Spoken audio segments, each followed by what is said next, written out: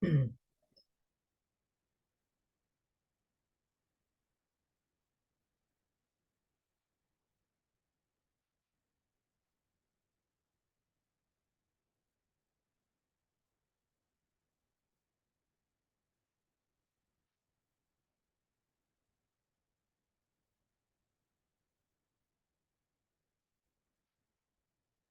ini kita bahas tentang memperlakukan Allah sebagai pribadi yang hidup.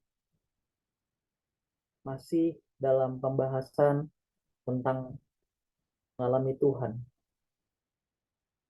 Nah, target orang Kristen itu bukan melakukan hukum, bukan melakukan aturan, tapi mengalami Tuhan.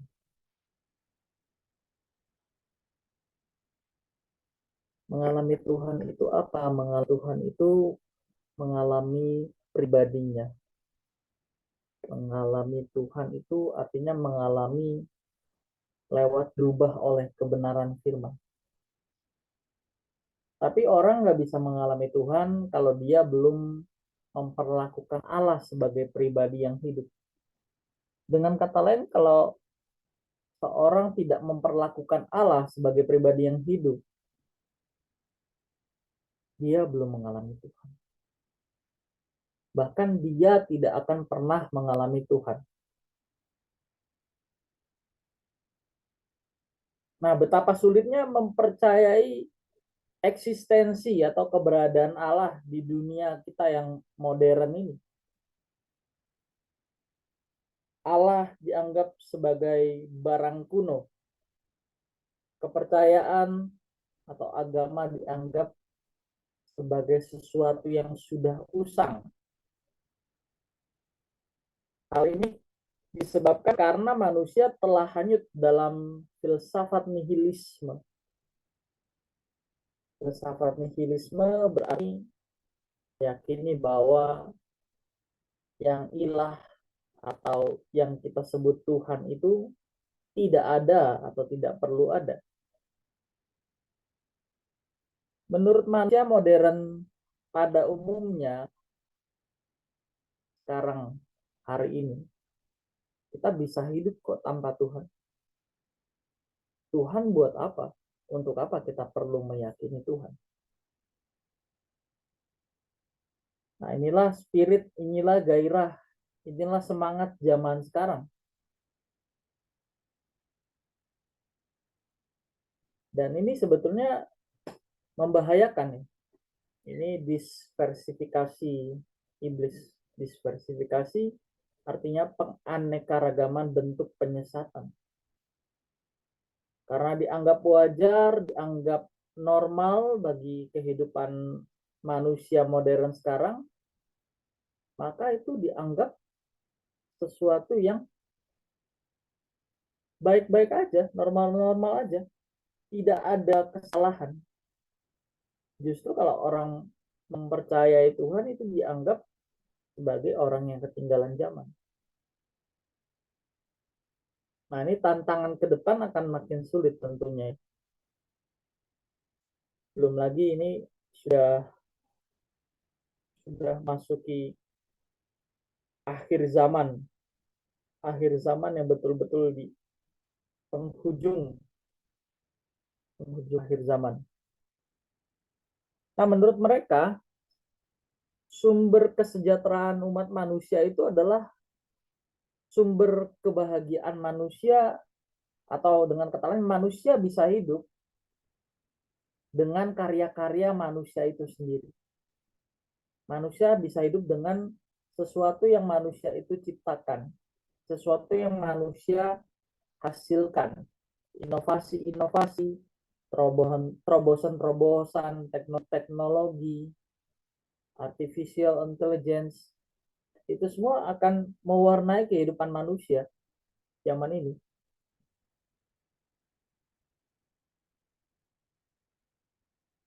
Dan menganggap bahwa karya-karya manusia itu sendiri bisa terisolir dari Allah. Karya-karya manusia itu misalnya, seperti yang tadi sudah disebutkan ya, tapi hal lainnya adalah seni, sistem-sistem pemerintahan, teknologi, dan banyak hal lain. Nah, sementara di negara timur, di banyak negara timur, keyakinan terhadap Tuhan itu masih dipegang kuat. Dan ini satu, apa kita harus bersyukur ya, kita yang tinggal di negara timur masih memegang kuat nilai-nilai agama. Meskipun tidak tidak terbebas juga dari yang namanya penyesatan atau diversifikasi. Diversifikasi yang paling halus contohnya apa? Jadi baik aja. Kejar aja apa yang kamu pengen. Ikutin cita-cita, ikutin ambisi kita. Taat aja beragama. Taat beragama. Loh, bukannya taat beragama baik. Nah, tadi di awal udah dibilang ya. Kekristenan itu bukan melakukan hukum, bukan melakukan peraturan. Tapi melakukan kehendak Allah. Harus sampai pada level mengalami Tuhan. Mengalami Tuhan artinya mengalami pribadinya. Kita dirubah lewat kebenaran firman Tuhan. Dirubah menjadi manusia Allah. Manusia Allah artinya segala sesuatu yang dilakukan itu selalu sesuai dengan pikiran perasaan Allah. Oke, kita kembali ke konteks negara timur tadi ya. Kita tinggal di negara timur yang masih memegang keyakinan terhadap Tuhan yang Maha Esa secara kuat. Kita menolak paham ateis yang kita anggap sebagai paham atau paham orang-orang kafir yang tidak bermoral. Kita menolak, tegas ateis.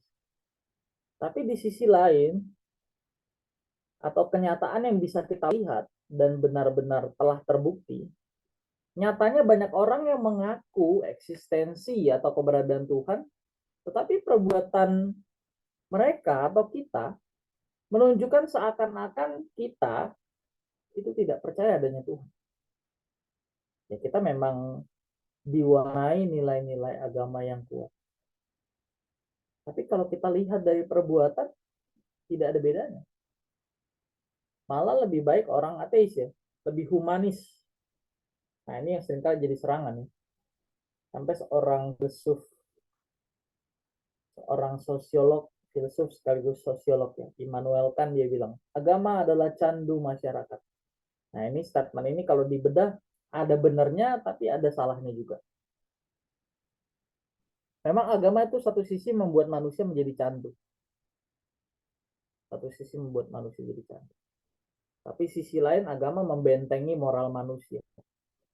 Nah, maka kekristenan itu sebetulnya bukan agama ya, tapi jalan hidup. Jalan hidup. Kita bukan ekstrim, kita bukan radikal terhadap agama. Kita radikal, radikal artinya mengakar. Kita bersandar, kita punya landasan yang kuat, yang asalnya dari Tuhan. Kita radikal, kita ekstrim ke Tuhan, bukan ke agama. Jadi kalau agama kita dihina, agama kita diolok-olok, kita tidak perlu marah ya. Karena kita lebih mengutamakan, kita lebih mementingkan kehendak Allah dibanding dengan hal lain, dibanding dengan hukum.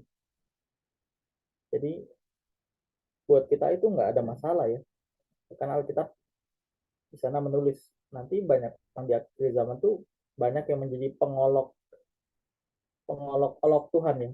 Orang yang mengolok-olok pribadi Tuhan itu banyak. Yang dalam bahasa aslinya empaites. Nah, nanti coba kita lihat ya.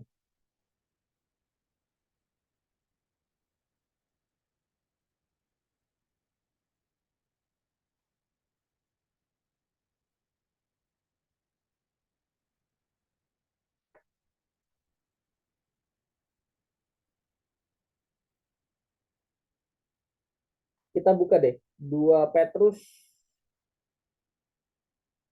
3 ayat 1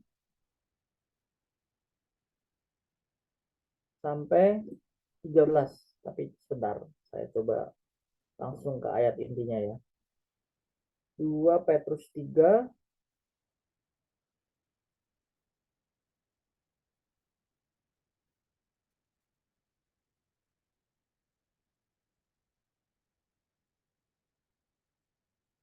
Oh, ayat 3. 2 Petrus 3 ayat 3.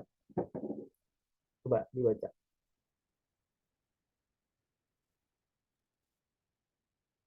Ayat 3 aja kok. Yes, ayat 3 aja. 2 Petrus 3, 2 Petrus 3 ayat 3 yang terutama harus kamu ketahui ialah bahwa pada hari-hari zaman akhir akan tampil pengejek-pengejek dengan ejekan-ejekannya, yaitu orang-orang yang hidup menuruti hawa nafsunya. Ya, di situ dikatakan tanda daripada hari-hari akhir, hari hari zaman akhir atau akhir zaman, akan tampil pengejek-pengejek dengan ejekan-ejekannya, yaitu orang-orang yang hidup menuruti hawa nafsunya.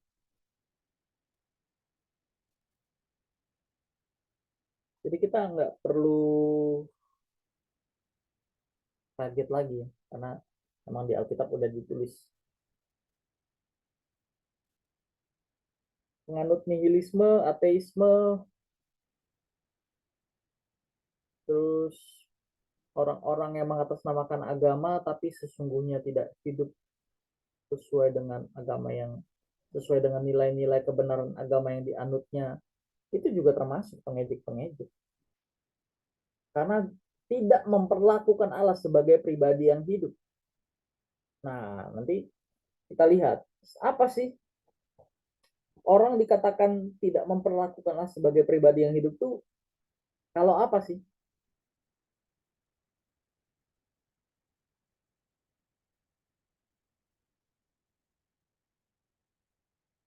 Jadi kalau kita di timur masih memegang keyakinan agama yang kuat, ya oke lah. Tapi itu juga jadi semacam trap iblis ya, jebakan iblis, diversifikasi. Orang merasa puas dengan apa yang ditampilkan secara lahir. Maksud saya agama ya. Tapi sebetulnya dia tidak menghidupi nilai-nilai ketuhanan atau nilai-nilai agama yang dianutnya. Malah mengkafirkan agama lain, malah mempersekusi agama lain. Nah, ini berita-berita akhir ini juga lucu ya. Orang puasa malah tutup patung Bunda Maria ya kan, nggak ada hubungannya kan. Tapi oke okay lah, itu minor bagi kita. Gereja dibubarin, gereja ditutup itu udah sering ya. Mengatasnamakan agama loh itu, mengatasnamakan agama. Alkitab bilang mereka merasa melakukan itu, dengan melakukan itu mereka merasa berbakti kepada Allah. Waduh, ini tadi dibilang diversifikasi, penganekaragaman bentuk penyesatan. Di agama yang benar itu tidak membuat orang jadi jahat seperti itu. Ya paling nggak agama yang membuat orang jadi baik loh. Agama Buddha misalnya. Hampir jarang kan kita lihat agama Buddha tuh ribut ya. Apalagi meributkan keyakinan orang, hampir nggak pernah. Apalagi Kristen ya. Kristen malah sering jahatin, tapi kita nggak jahatin balik. Sebenarnya bisa kita jahatin balik ya. Bisa kita lawan, tapi kita nggak mau lawan. Kenapa? Kenapa? Kok belajar yang belum tentu dia belajar doktrin yang benar, kok dia bisa nggak ngelawan juga ya. Nah ini kan ada satu tanda, satu ciri bahwa kekristenan itu membawa damai.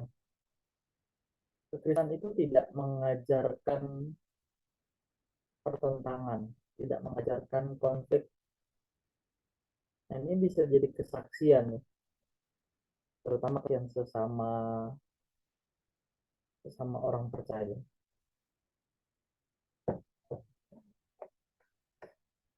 Jadi kalau ada orang yang mereka menampilkan diri sebagai orang yang beragama, terutama di Timur Tengah ini, Timur Tengah, di negara Timur ini, di Indonesia ya, sebetulnya nggak salah sih, tapi banyak yang salah juga sih. Itu yang tadi dibilang sebagai diversifikasi ya. Hanya pakaiannya saja yang rohani, tapi hatinya enggak. Nah, ini disebut sebagai orang yang bertuhan tapi hanya secara teori saja. Teoritis. Jadi mereka itu tergolong sebagai kelompok yang secara teoritis atau secara teori bertuhan atau teoritis, tetapi sebenarnya mereka adalah ateis praktis. Ateis praktis, teoritis sama. Ateis praktis artinya praktek hidupnya, dalam keseharian hidupnya dia tidak memunculkan, tidak menunjukkan nilai-nilai ketuhanan, nilai-nilai kebenaran. Ateis praktis artinya dalam praktek hidupnya sehari-hari tidak menunjukkan nilai ketuhanan. Ateis praktis sama dengan teis teoritas. Teis teoritis, Tuhan hanya di kepala, jadi hanya jadi sekedar pengetahuan. Nah, ini juga orang Kristen banyak yang begini ya, jago berteologi, jago berdebat, tapi nyerang sesama orang Kristen. Kacau. Nah, orang-orang seperti ini menjunjung tinggi kebutuhan agama, tetapi mereka tidak atau kita tidak bertuhan dengan benar. Kenapa dibilang kita? Karena Indonesia negara timur juga ya. Jadi kita termasuk di dalamnya.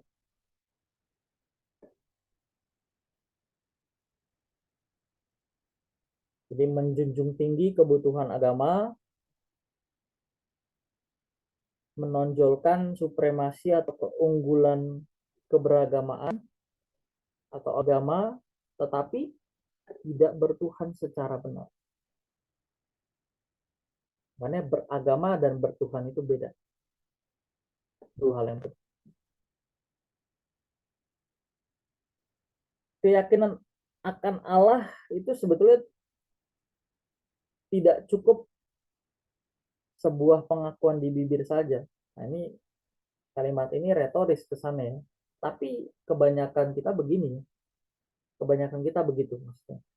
Pengakuan akan adanya Tuhan itu hanya di mulut saja. Aku percaya Engkau Tuhan. Aku menyerahkan segenap hidup. Aku mau melayani Engkau Tuhan. Ya, pengakuan-pengakuan yang mengakui keberadaan Tuhan, kebesaran Tuhan. Tetapi itu nggak diekspresikan secara nyata dalam kehidupan kita. Ini kalau Yakobus bilang iman tanpa perbuatan kan mati. Iman tanpa perbuatan adalah mati. Kenapa iman tanpa perbuatan adalah mati? Sebab iman itu harus diwujud nyatakan dalam tindakan. Atau dengan kata lain, iman itu perbuatan.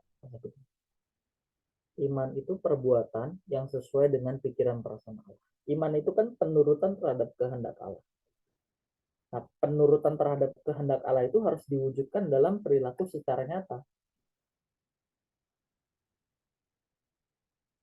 Kalau enggak sia-sia iman itu ya.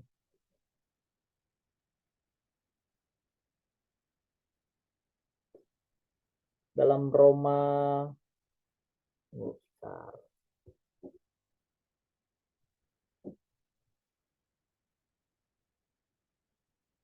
Roma 10:17 kan di sana dikatakan, jadi iman timbul dari pendengaran dan pendengaran oleh firman Kristus. Iman timbul dari pendengaran dan pendengaran oleh firman Kristus. Nah, kata firman dalam ayat tersebut itu bukan pakai kata logos loh, tapi pakai kata rema. Apa artinya? Iman itu bisa tumbuh, bisa bertumbuh kalau seseorang itu punya kebenaran di dalam batinnya, dalam pikirannya, dalam perasaannya, lalu kebenaran yang dipelajarinya tersebut oleh Roh Kudus diterjemahkan dalam situasi nyata, situasi konkret. Di mana ketika kita memilih melakukan kebenaran firman yang sudah kita pelajari itu, kita baru disebut beriman. Iman kita baru timbul. Iman timbul dari pendengaran dan pendengaran oleh firman Kristus. Di situ pakai kata rema ya. Ingat, rema itu firman yang menjadi nyata. Jadi iman itu nggak timbul kalau seseorang tidak melakukan kebenaran yang sudah dipelajarinya. Yakobus kan dalam ayatnya kan dia juga berargumen ya dengan orang-orang yang mengaku beriman tapi perbuatannya kosong. Makanya Yakobus bilang, coba tunjukkan imanmu dan aku akan menunjukkan imanku melalui perbuatan. Wah, gila. Jadi nggak usah banyak ngomong deh, kira-kira gitu ya rasanya. Nggak usah banyak ngomong deh, nggak usah ngomong tentang Tuhan deh. Lakukan aja apa yang kamu yakini sebagai kebenaran.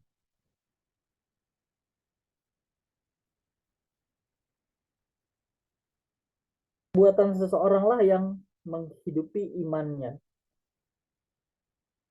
Nah, seharusnya kita sebagai orang percaya, sebagai orang yang taat kepada Tuhan, sebagai murid Tuhan Yesus, itu kita merealisasikan, kita melakukan kepercayaan kita semakin jelas dalam perilaku kita. Jadi kalau belum sampai menyentuh perbuatan, kita belum berhasil sebetulnya jadi murid. Ada 4 rangkaian revolusi ya. Ini saya pakai kata revolusi ya. Karena keselamatan tuh kata lainnya, kalau kalau saya boleh memberikan satu definisi singkat, satu kata, keselamatan itu revolusi. Revolusi artinya perubahan yang cepat, perubahan yang mendasar, perubahan yang menyeluruh. Nah, revolusi itu ada 4 tahapnya ya. Ada revolusi pikiran, Roma 12 ayat 2, berubahlah oleh pembaharuan budimu supaya kamu dapat membedakan manakah kehendak Allah, apa yang baik, berkenan, dan sempurna. Kedua, revolusi berbahasa. Bagaimana seseorang membahasakan sesuatu. Misalnya gini, kita ditekan oleh banyak masalah. Terus kita bilang ke Tuhan, saya nyerah Tuhan. Sama orang yang ditekan masalah, dia bilang ke Tuhan, saya berserah Tuhan. Beda nggak? Beda. Tuhan Yesus juga menggunakan revolusi berbahasa ini. Contohnya apa? Kan orang-orang nanya ke Tuhan Yesus nih, Guru, kalau standarmu sebegitu susah untuk dicapai, Guru. Kira-kira gitu ya, saya pakai bahasa saya. Siapa yang bisa diselamatkan? Terus Tuhan Yesus bilang apa?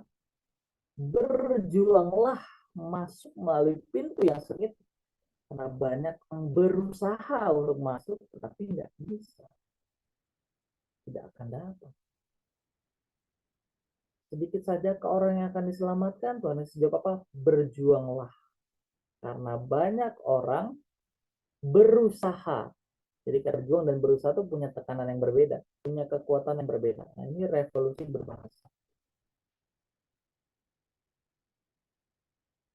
Yang ketiga adalah revolusi tindakan. Jadi revolusi tindakan itu kalau boleh saya sejajarkan dalam tingkatan Roma 12 ayat 2, janganlah kamu menjadi serupa dengan dunia ini, tapi berubahlah oleh pembaruan budimu supaya kamu dapat membedakan apa yang baik, apa yang berkenan. Nah, ini saya sejajarkan dengan berkenan ya. Jadi revolusi tindak itu orang yang berkenan. Orang yang berkenan tuh gini, orangnya udah tahu kebenaran dan dia melakukan kebenaran itu, tapi masih ada beberapa yang salah, masih bisa meleset, masih cukup banyak lah missnya. Tapi ya dia udah di tahap berkenan ya, lebih daripada orang baik. Jadi revolusi tindakan itu, dalam satu tindakan mungkin aja kita bertindak secara tepat, tapi dalam hal yang lain, dalam kasus yang lain kita bisa bisa nggak tepat tindakannya. Hanya makanya perlu terus dirubah pola pikirnya, mindsetnya dirubah. Kata bertobat dalam perjanjian baru kan metanoia ya, pikiran dirubah sampai selera jiwanya berubah, paranoia.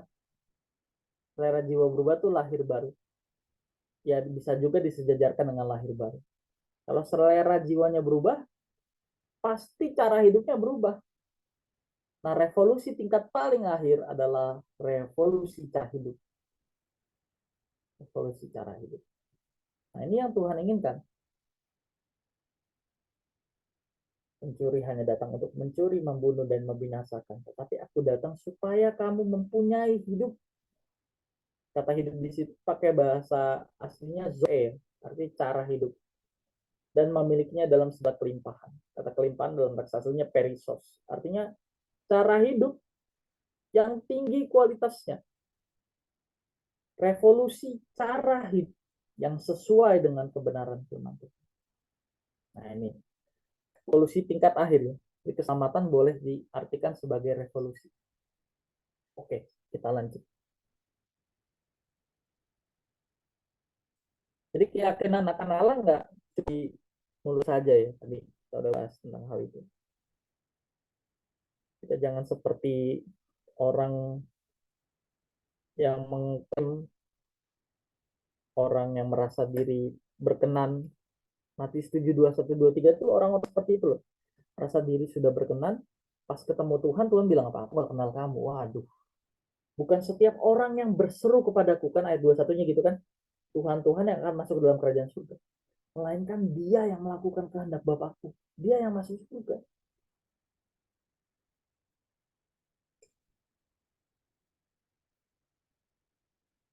Jadi orang yang percaya kepada Tuhan sekali lagi, seharusnya merealisasikan kepercayaannya dengan jelas dalam perilakunya secara konkret. Tadi Roma 10 ayat 17. Iman itu timbul dari pendengaran dan pendengaran oleh firman Kristus. Kata firman rema. Jadi bukan logos ya. Orang punya logos terus dia beriman ya, nggak bisa disebut beriman. Orang disebut beriman ketika dia melakukan apa yang sudah dipelajarinya sebagai kebenaran.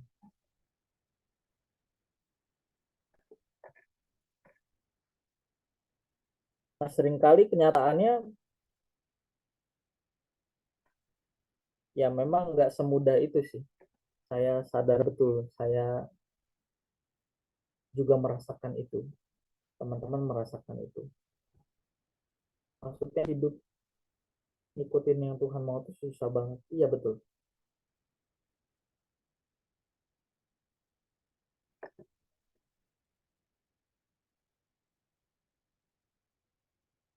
Seringkali kita tidak memperlakukan Tuhan itu sebagai pribadi yang hidup.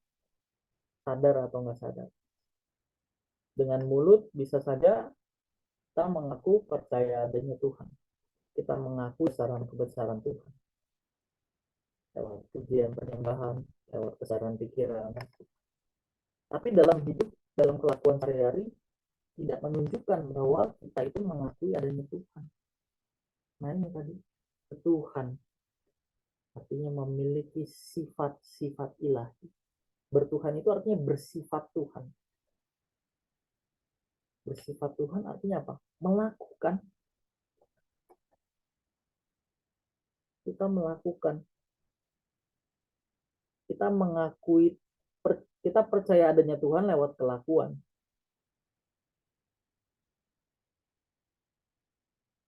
Nah ini yang disebut ateis praktis ya. Ateis praktis, jadi maksudnya adalah orang yang dalam praktek hidupnya tidak menunjukkan nilai-nilai ketuhanan. Nah, mereka atau boleh jadi kita adalah kelompok orang yang tidak menganggap Allah sebagai pribadi yang patut dihormati.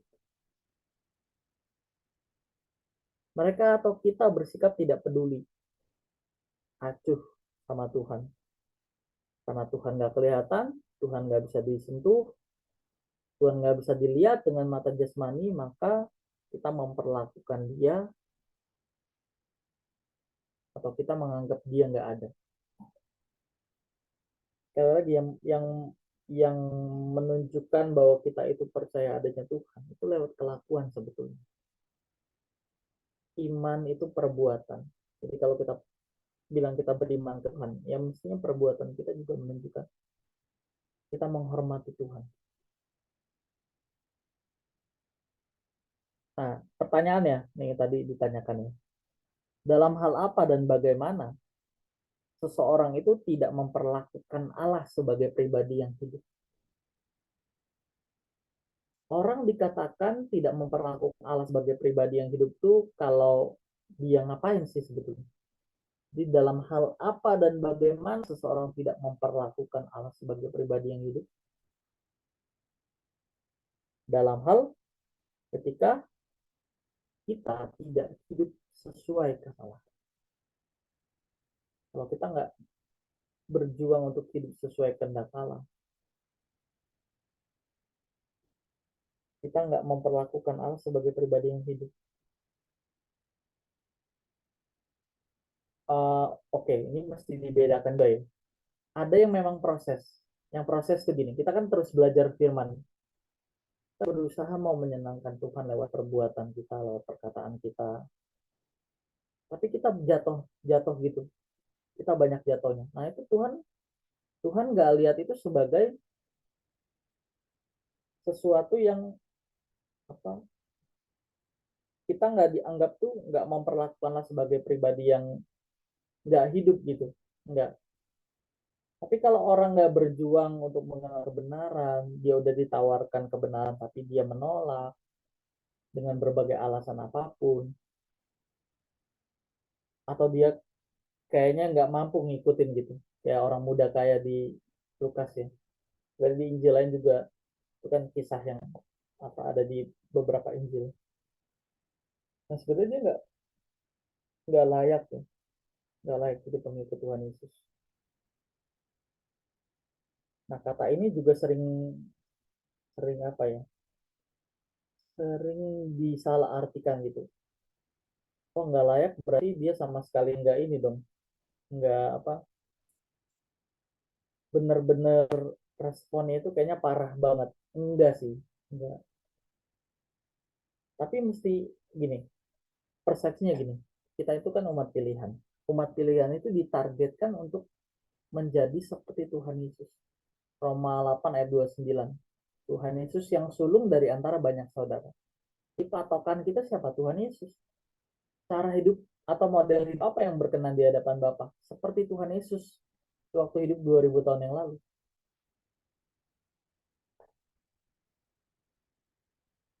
Nah, contoh lain, orang dikatakan tidak memperlakukan Allah sebagai pribadi yang hidup. Contoh lainnya adalah ketika kita merasa khawatir, ketika kita merasa takut, ketika kita merasa cemas dalam menghadapi segala persoalan hidup. Itu sebetulnya bentuk dari orang yang tidak memperlakukan Allah sebagai pribadi yang hidup. Orang yang percaya Tuhan. Kalau kita menyerahkan kehidupan kita ke Tuhan, mestinya kita udah nggak khawatir lagi tuh. Kita udah nggak cemas lagi tuh. Lagi-lagi dalam realisasinya memang susah ya. Memang susah. Ya tapi itulah harga yang harus dibayar. Maka dalam Matius 3 ayat 48 bilang, haruslah kamu sempurna sama seperti Bapamu di surga adalah sempurna. Sempurna itu artinya apa? Tepat tindakannya, tepat pikirannya, tepat perasaannya, tepat tindakan. Jadi khawatir itu salah. Ketakutan tuh salah, cemas itu salah. Iya salah. Kalau mau ngikutin yang bener ya, salah dong. Salah. Kenapa? Itu bahasa orang yang nggak percaya.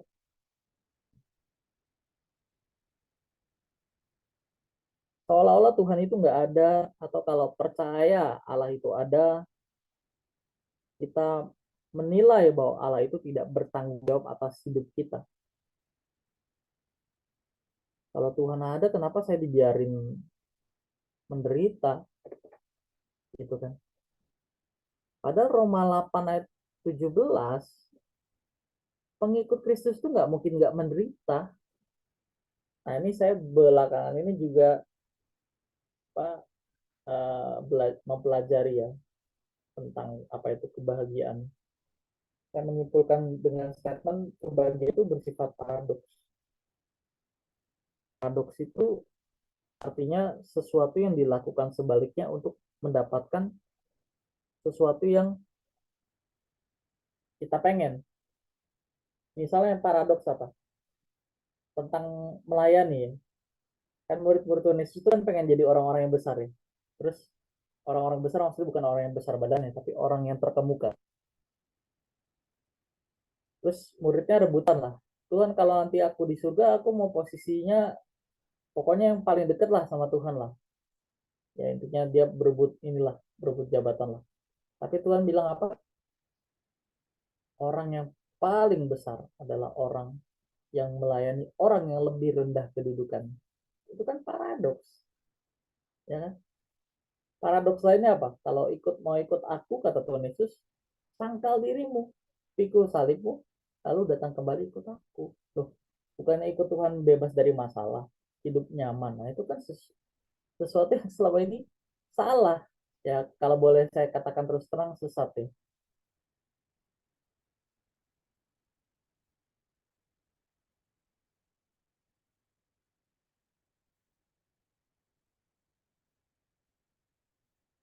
Orang yang cemas, takut, khawatir, sebenarnya orang yang membelakangi Tuhan. Orang yang membelakangi Tuhan itu adalah orang yang ketika dalam menghadapi atau menyelesaikan masalah, tidak melibatkan Tuhan dalamnya.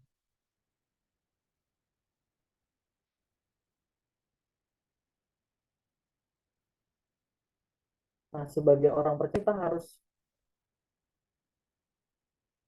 yakin, kita harus percaya bahwa kuasa Tuhan itu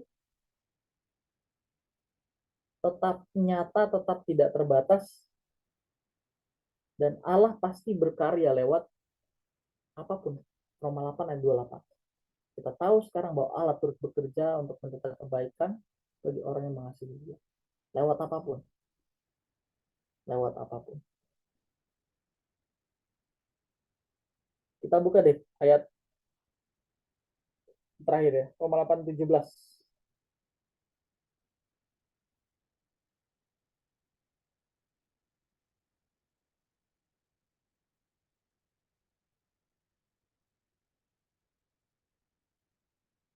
Oke, silakan dibacakan.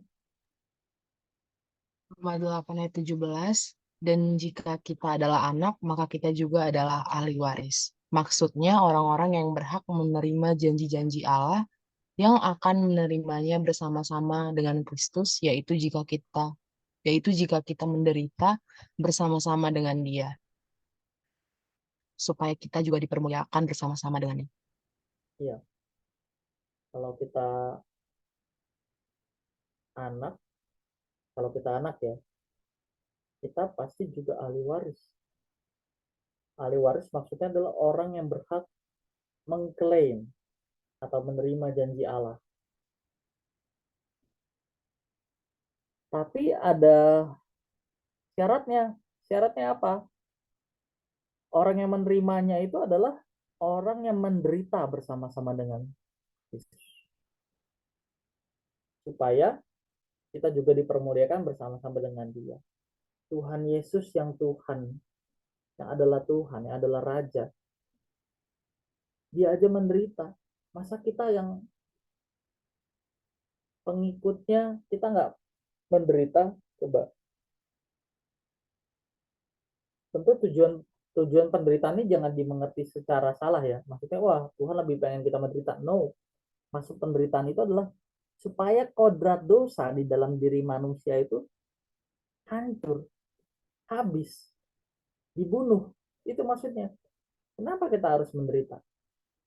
Supaya kodrat dosa di dalam diri kita bisa hancur, dibunuh. Supaya kita bisa diajar kebenaran Tuhan. Makanya Tuhan bilang di Yohanes 3, pas ketemu Nikodemus kan, Nikodemus itu tokoh besar agama Yahudi, orang Farisi, nanti dibaca ya Yohanes 3. Tapi Tuhan Yesus bilang apa ketika ketemu Nikodemus? Kamu harus lahir baru.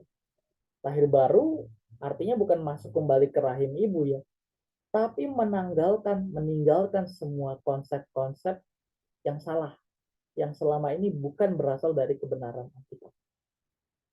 Nah, berani nggak?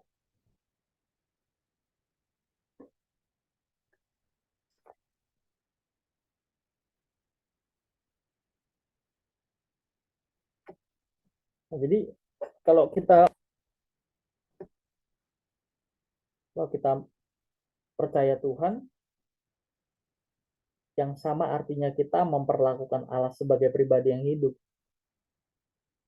Kalau kita bilang kita percaya Tuhan, yang sama dengan kita memperlakukan Allah sebagai pribadi yang hidup.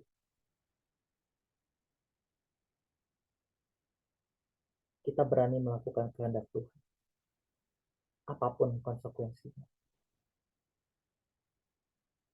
Ngomong gini nelan ludah ya, berat ya. Kita berani melakukan kehendak Tuhan, apapun konsekuensinya. Kita melayani Allah tanpa batas. Melayani Allah tanpa batas. Dengan segala kekuatan, dengan segala kekayaan, dengan segala potensi yang ada pada kita. Jadi akhir zaman itu bukan sesuatu yang menakutkan, tapi sesuatu yang dinantikan. Nah, tugas kita adalah mempercepat kedatangan Tuhan, mengiring pekerjaan Tuhan, dan hidup bagi Tuhan seutuhnya. Sama-sama kita terus berjuang bareng-bareng. Tuhan Yesus memberkati. Ada yang mau ditanya?